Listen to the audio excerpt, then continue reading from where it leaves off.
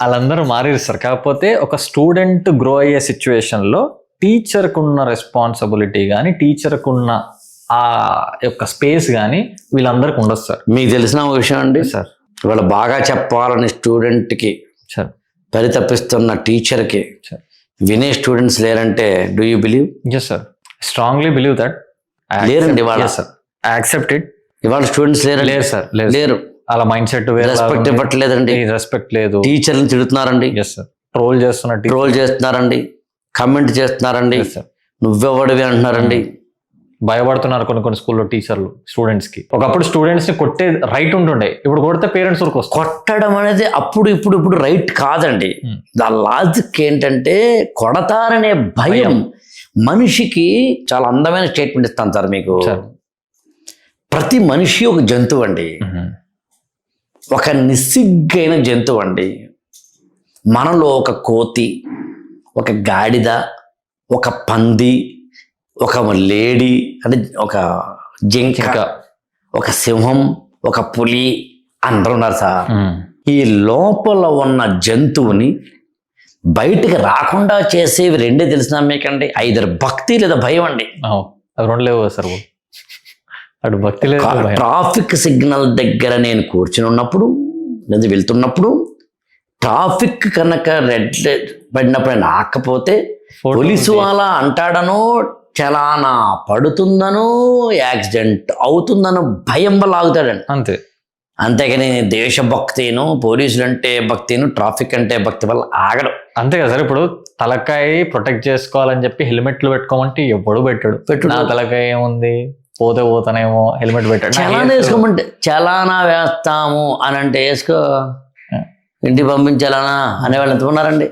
So మనిషిని భక్తి లేదా భయం మాత్రమే జంతువుని కాకుండా చేస్తుందండి. ఇవాళ రెండు భయము లేవు, భక్తి లేవండి. రెండు లేనప్పుడు ఏమవుతుంది చెప్పమంటారా? అందుకని ఒకప్పుడు మతం అనేది ఎందుకు ఉండేది అనుకుంటారండి? భక్తి అనేది పాపం, పుణ్యం లాంటి వాటితోటి మనిషి ప్రవర్తనని కట్టుబడి చేశారు. ఇవాళ ఎక్కడ చేశారండి? సో రెండు సమాజంలో లేనప్పుడు, పిల్లలకి లేనప్పుడు, పేరెంట్స్కి లేనప్పుడు, అన్ని లెక్కలైపోయినప్పుడు 100కి 100 పాస్ అవ్వాలని చెప్పి కలెక్టర్ గారు రిమార్క్ పెడతారు డిఓ గారికి, డిఓ గారు డివైఓ గారికి పెడతారు, డివైఓ గారు ఎంఈఓ గారికి పెడతారు, ఎంఈఓ గారేమో మన హెడ్ మాస్టర్ గారికి పెడతారు, హెడ్ మాస్టర్ గారేమో టీచర్లకు పెడతారు, టీచర్లు పిల్లలు పెడతారు. వీడేమో చదవగానే పాస్ చేయాలంటే ఏం చేయాలండి? మా స్కూల్ చిల్డ్రన్ మీకును, మీ స్కూల్ చిల్డ్రన్ మాకును పడినప్పుడు ఇన్విజిలేషన్కి మనము కనుక టైఅప్ అయ్యే, సార్ మా పిల్లలు మీరు చూసుకోండి సార్, మీ పిల్లలు మేము చూసుకుంటాం అంటే 100కి 100 వస్తాయి సార్. ఎందుకు రావు? అరే 100కి 100 రావడం కాదురా, ఒక స్టూడెంట్కి కనుక ఇంగ్లీష్లోనో తెలుగులోనో ధారాళంగా మాట్లాడడం వస్తే అదే ఎడ్యుకేషన్ ఏ గవర్నమెంట్కి ఉంది, ఏ కలెక్టర్ గారికి ఉంది. అది కాదురా ఎడ్యుకేషను, మార్కుల కన్నా ఇంపార్టెంట్, E=MC² అంటే ఏంటో చెప్పలేనప్పుడు ఫిజిక్స్లో నీకు ఎన్ని మార్కులు వచ్చినా వృధా అని ఏ కలెక్టర్ ధైర్యంగా అనగలడు? నిలబడము, పడిపోతే లేవగలగడము, పేరెంట్స్ అంటే గౌరవించడము, పెద్దలంటే గౌరవించడము, టీచర్లంటే గౌరవించడము, గౌరవించడమే మనిషికి సంబంధించిన ఏకైక లక్షణం. క్లాసు జరుగుతుంటే కుక్క పర్మిషన్ లేకుండా లోపలికి వస్తుంది, కానీ మనిషి అలా కాదు కదా. కాబట్టి మనిషే కదా, మనిషి అనేవాడు కుక్క కన్నా భిన్నంగా ఉండాలిరా. ప్లే గ్రౌండ్లో వేరేగా ఉండాలి, అమ్మాయిలతో వేరేగా ఉండాలి, అబ్బాయిలతో వేరేగా ఉండాలి, టీచర్లతో వేరేగా ఉండాలి, నాన్ టీచింగ్ స్టాఫ్తో వేరేగా ఉండాలి. నీ బిహేవియర్ ఎప్పటికప్పుడు ఎవరికి అనుగుణంగా వాటితో మారేది అసలైన ఎడ్యుకేషన్. ఏ కలెక్టర్ గారు ఏ టీచర్ గారికి చెప్తున్నారు సార్? ఏ టీచర్ గారు ఏ పిల్లలకి చెప్పగలుగుతున్నాడు సార్? ఏ పేరెంట్ మా అబ్బాయికి 100కి 100 ఎందుకు మార్కులు రాలేదని అడుగుతున్నాడే తప్పించి కానీ, టీచరు నువ్వు తక్కువ వేసావు అని అడుగుతున్నాడే తప్పించి కానీ, వాడికి 100 మార్కులు రావాలంత అర్హత ఉందా లేదని ఏ పేరెంట్ అంటున్నాడు? పేరెంట్ అంటున్నాడు వేసేయండి సార్ అని. అందుని ఇక్కడ అందరూ దొంగ డాష్ కొడుకులు సార్ అందరూ. కాబట్టి ఒక టీచర్ని అన్నాను లేదండి సార్, ఒక్క టీచర్ని అన్నాను లేదు సార్. మీరు విషయం చెప్పంటారా? ఐఏఎస్ కోచింగ్లో నేను ప్రత్యేకంగా వారానికి 1 సారో, వారానికి 2 సార్లు, వారానికి 3 సార్లు మేము ఆఫీస్కి ఫోన్ చేస్తాం సార్ బాగా చదువుతున్నారని. ఎల్కేజీ పిల్లలకో 3వ తరగతి పిల్లలకో చేసే పని ఐఏఎస్ కోచింగ్ సెంటర్లో చేయాల్సి వస్తుంది. వాళ్ళ మేము ఫోన్ చేస్తే తర్వాత ఫోన్ చేస్తామని ఎవరన్నారు తెలిసిన మీకండి?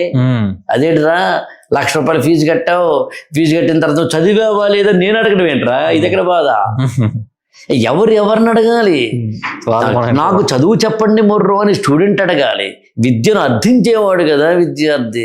అలాంటిది ఇవాళ టీచర్ అడుకోవాల్సిన పరిస్థితి ఏంటి సార్? మేము కూర్చోబెట్టి చదివించాలా? చదివించడానికి మోటివేషన్ యాక్చువల్గా సినిమాకి వెళ్ళడానికి ఎవరు మోటివేట్ చేయట్లేదు, మరి చదివించడానికి మోటివేషన్ ఏంటి సార్?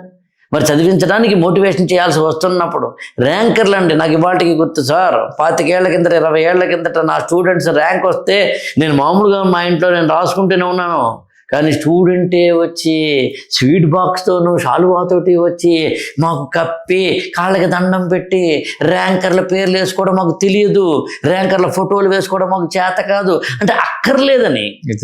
మరి ఇవాళ కోచింగ్ సెంటర్లో ర్యాంకర్లు వెనకాల పడుతున్నాయి, కోచింగ్ సెంటర్లు ర్యాంకర్లని గజారోహణం చేస్తున్నాయి, జీపుల్లో ఊరేగిస్తున్నాయి.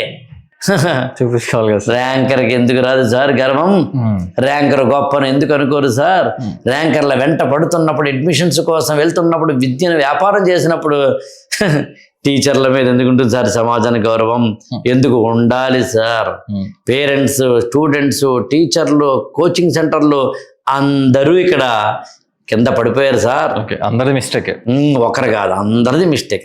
ఈ ఛానల్ ని లైక్ చేయండి, షేర్ చేయండి, సబ్స్క్రైబ్ చేసుకోండి.